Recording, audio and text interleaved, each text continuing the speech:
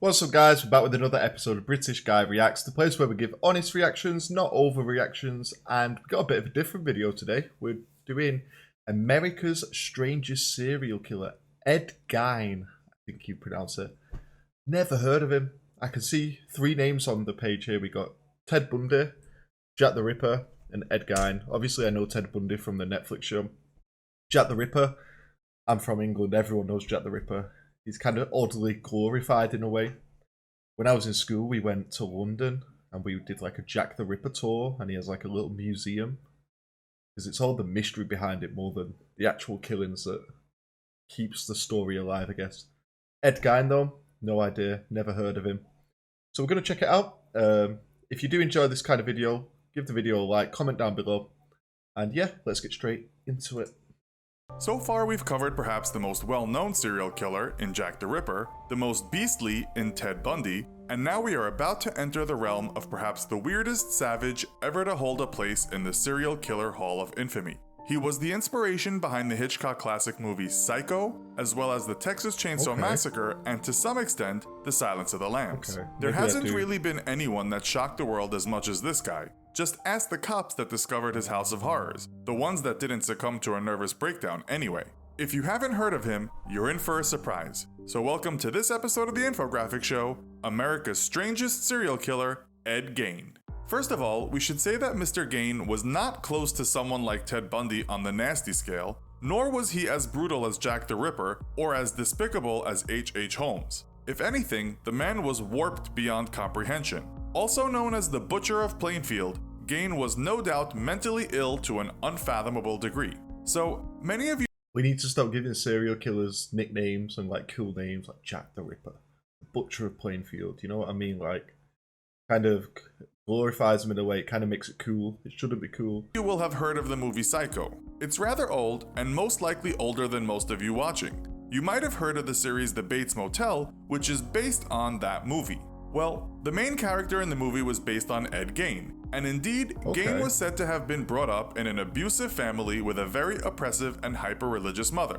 He was born on August 27, 1906, in a place called La Crosse, Wisconsin. According to serial killer websites, Gein had a beleaguered childhood, having to listen to his mother's frantic— Anyone who looks at a woman with lustful intent has already committed adultery with her heart, with her in his heart. Preaching regarding sin and lust and the inevitable hell they would lead to.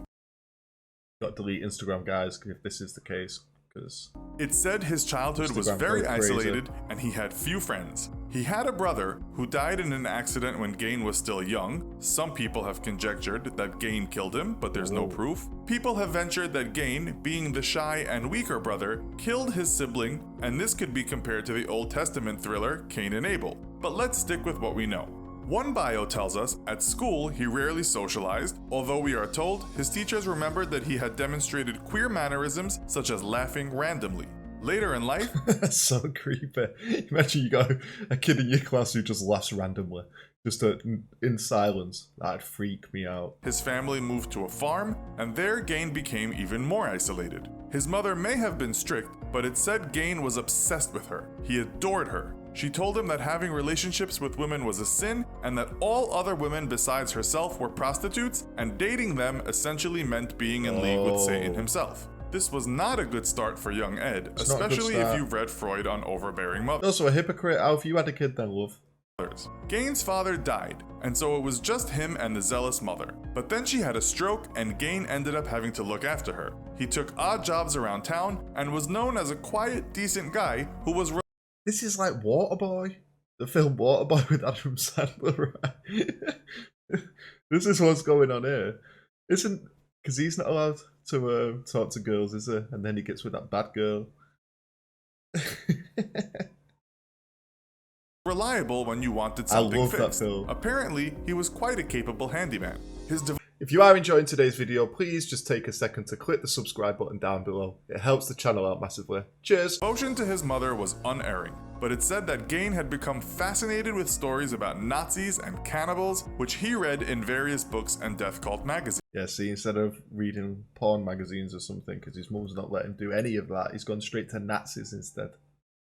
His mother then passed away in 1945, leaving Ed alone on the farm. It's said he kept the rooms where she had stayed in the same condition and locked them so they would stay that way forever. He continued working his odd jobs and doing work on the farm, but a few years after his mother's death, Gein took up a new hobby. To some extent, that hobby was trying to become her. Now for the gruesome part. As we said, Gein was not a prolific serial killer, but what he did do makes up for the low body count. In 1957, a woman that worked at a local hardware store went missing. Her name was Bernice Warden. Her son told police that one of the last people to be seen in the store with her was none other than the habitual hat-wearing Mr. Gein. He was arrested shortly after, and police received a warrant to check out the Gein farm.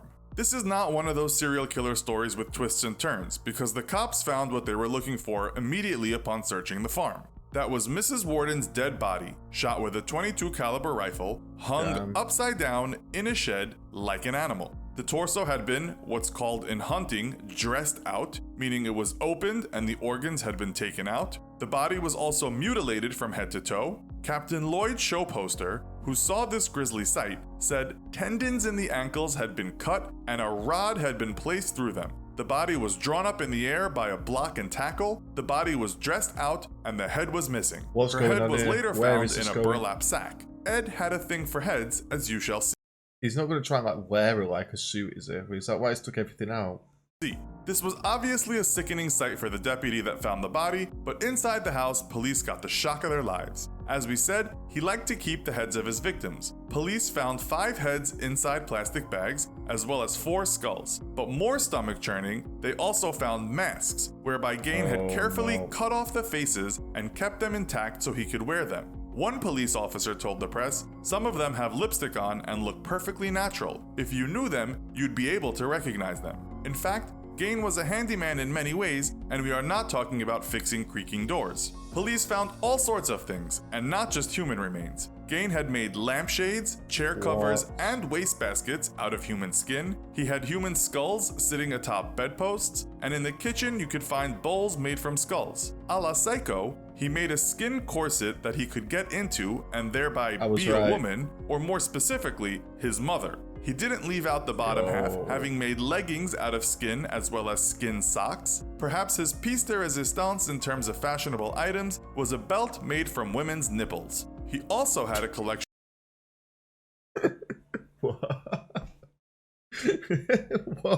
what is this guy doing? Oh my god. All this because he was told he couldn't look at women. Jesus. In terms of fashionable items, was a belt made from women's nipples. He also had a collection of noses and vulvas. If Ed wanted, he could become a woman by wearing all of this. But it wasn't all about dressing up. He even had lips he could grab hold of on the end of curtain drawstrings. According to one website, Gein would wear a death mask and the skin clothes and then go and dance around in the garden with his costume on. We cannot confirm this though. It doesn't really matter because Gein admitted he liked to wear the suit to become his mother, so just the thought of him watching TV in his face mask and skin suit is horrifying enough. Now, Gein didn't kill people for all of his handiwork. He told police that much of his raw material was gathered by robbing local graves. He did, however, admit to at least one more murder, and he was suspected of having killed more women. A famous quote of Gein was this: "When I see a pretty girl walking down the street, I think 2 things. One part wants to be real nice and sweet, and the other part wonders what her head would look like on a stick." What a quote. What a quote that is, bloody hell. One part wants to be real nice and sweet, and the other part wonders what a head would look like on a stick. Well, some websites, and even the movie American Psycho, attribute this to Gein, but other websites tell us it was another strange killer named Ed Kemper that said it. Such strangeness and brutality left its mark on Plainfield, which would never be plain again. Many people say the sheriff of the town died fairly young as a result of the trauma from investigating this case. In fact, one of the sheriff's friends said he was a victim of Ed Gein as surely as if he had butchered him. Gein was unsurprisingly found by the courts to be insane. He was diagnosed with schizophrenia and a severe Oedipus complex. He died in 1984 from lung cancer in Mendota Mental Health Institute. It's thought he said this about his time in one mental institution: "I like this place. Everybody treats me nice. Some of them are a little crazy though." He was buried in Plainfield, although it's said parts of his grave are now missing because people wanted to take a souvenir home with them when they visited. The question we will leave you with today is this: are we correct in saying this is the world's strangest serial killer? Let us That is pretty odd, I'm not gonna lie. know your thoughts in the comments. You guys let me know in the comments as well. And go check In out December the infographic show. We've reacted to a couple of their videos. They're really good. The animation's good. The information's good. That one was a bit weird though. Let me know in the comments what you thought of it. I've never heard of him by the name, but now I will remember for sure. Let me know in the comments what else you want to see in the future. Subscribe to the channel if you are enjoying the videos, and I'll see you for the next one. Take it easy. Peace.